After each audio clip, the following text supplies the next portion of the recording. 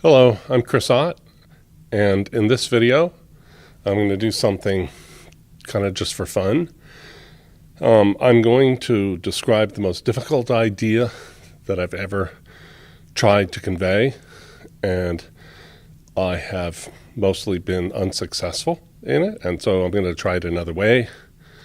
And this goes back all the way back, even before I was studying philosophy. I had this idea. I was trying to convey this idea, and people either couldn't get it or they didn't believe it. So let's see if the audience can get it and if they believe it. It's hard to believe, and it's hard to get.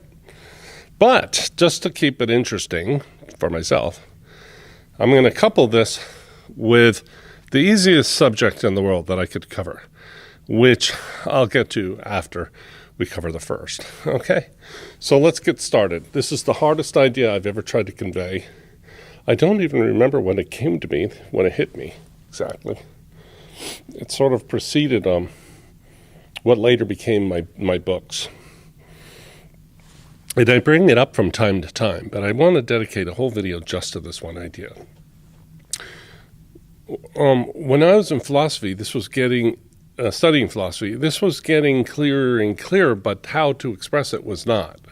It was sort of like I could see it in my head, and yet when I went to articulate what I was trying to convey, I sounded kind of nutty.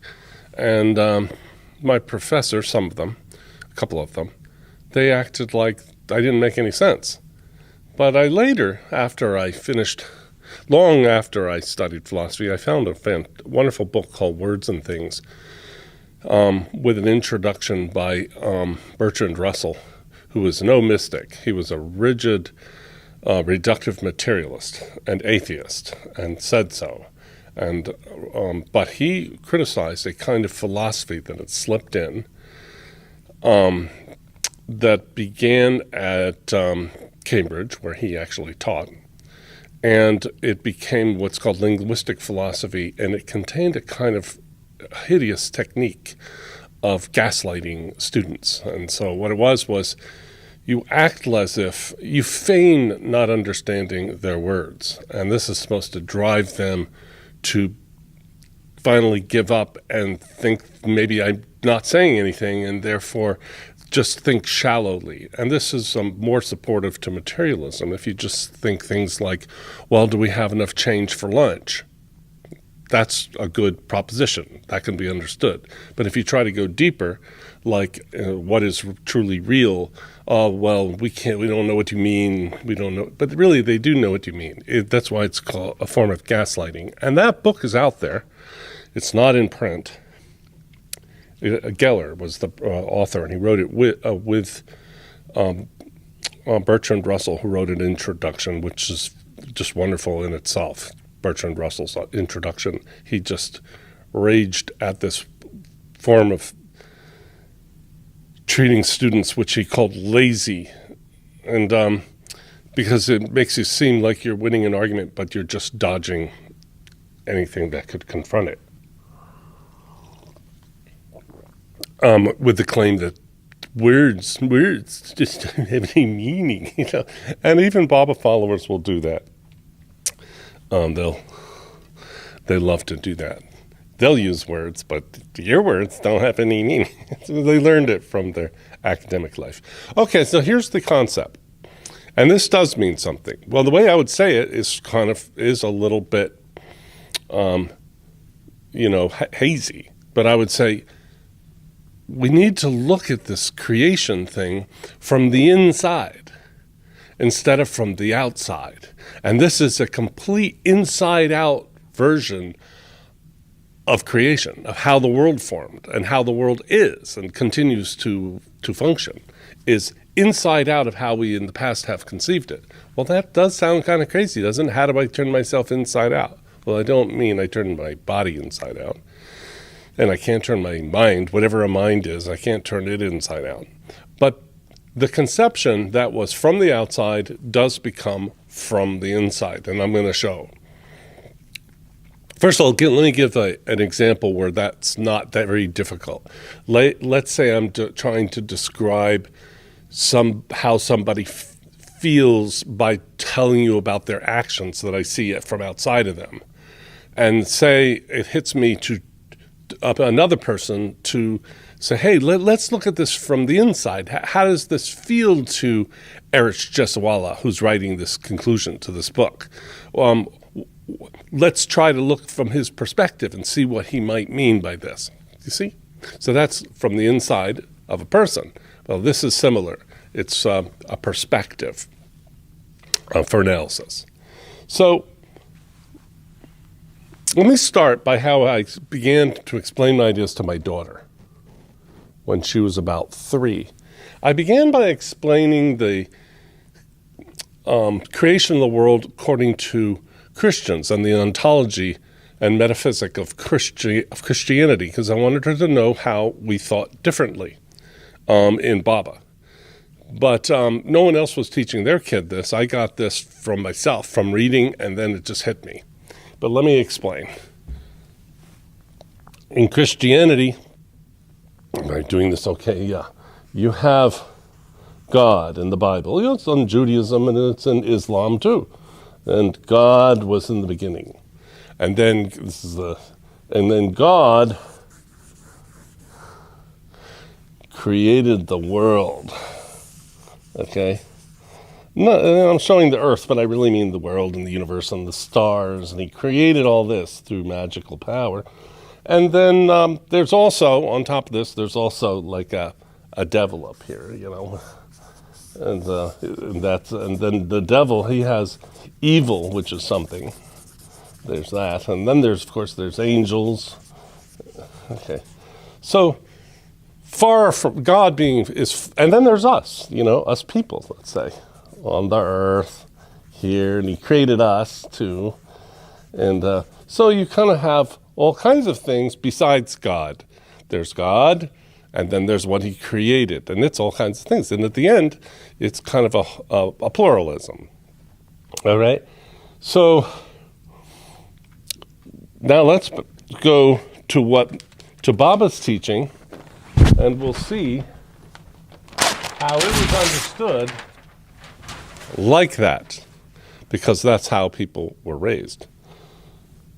Baba talks about a point, which he calls the Om point, and it is the point from which the universe appears and goes on expanding.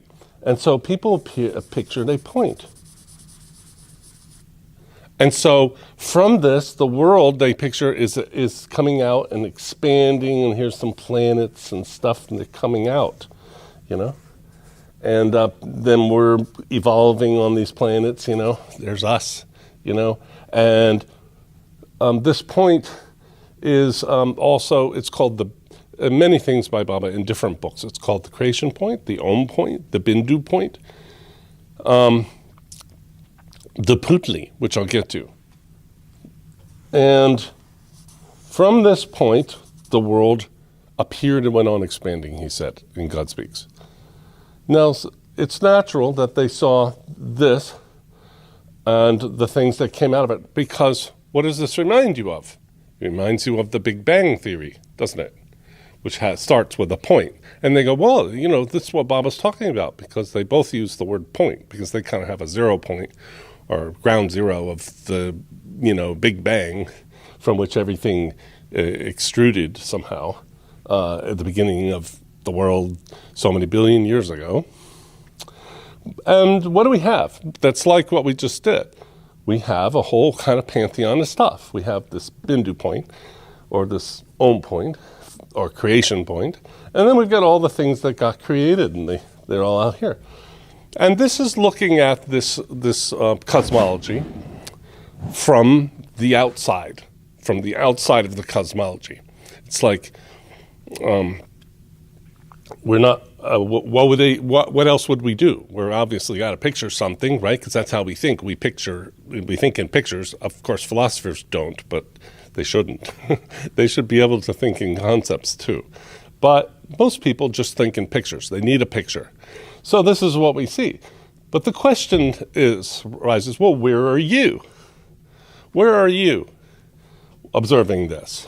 Well, because if this is the creation point, You couldn't have been created yet because you're outside here. So where are you? Well, what perspective is this the perspective of, this outside of the creation? Because, see, supposedly time and space originally were contained in here, according to the Big Bang Theory. And it sounds like that's what Baba is saying too, that originally there was no space or time. So if there's no space, then where are you? There's no space to be in. And when did this happen that you were observing this since there was no time? So this doesn't actually make any sense. But it kind of goes with our conceptions that we've always had, like from the Bible. Instead of God creating, you have a little point. You know, in neither one is there any explanation of how the creation occurs. So we're no worse off. But let's try something else. Let's not draw this point. We'll do something else.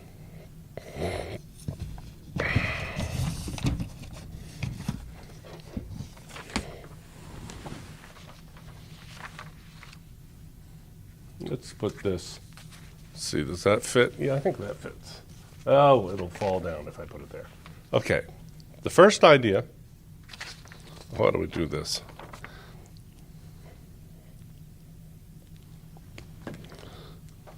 We imagine a point, and we draw our point, and I'm looking at that point.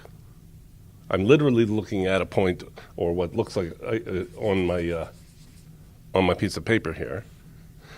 And if I go in and imagine this point, then it's still looking at it from outside of it. But let's try something else.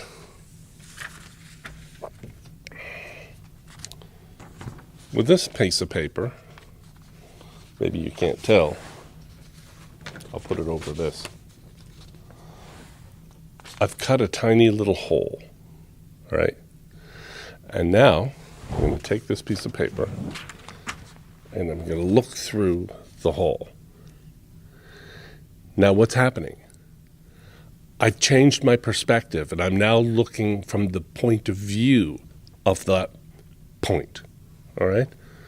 Now what I say is that all experience occurs, you could describe, Baba just chooses to describe it as a point, from a perspective.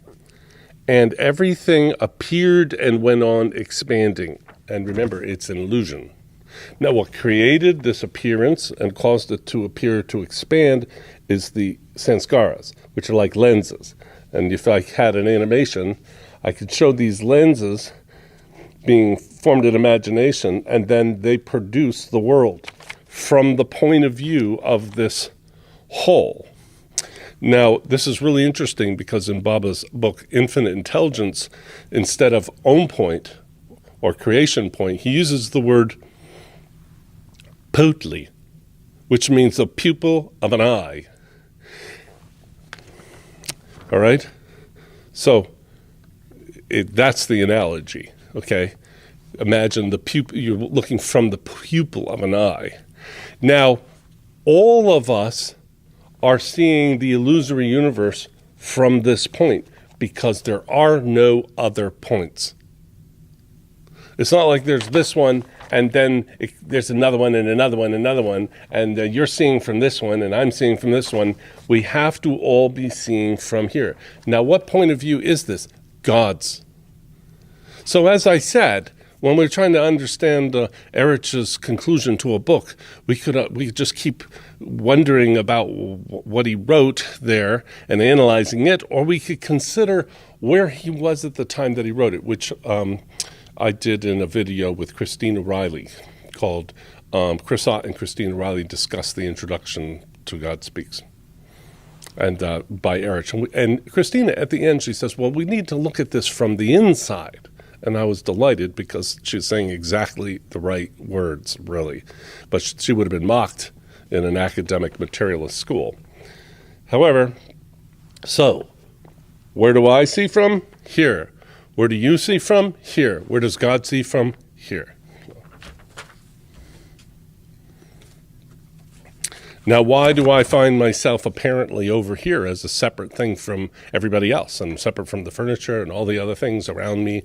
It's because of my ego, which evolved as a result of my sanskaras. And I found myself as like this little piece of consciousness instead of all of consciousness. All right. We're now going to talk about something easy, okay?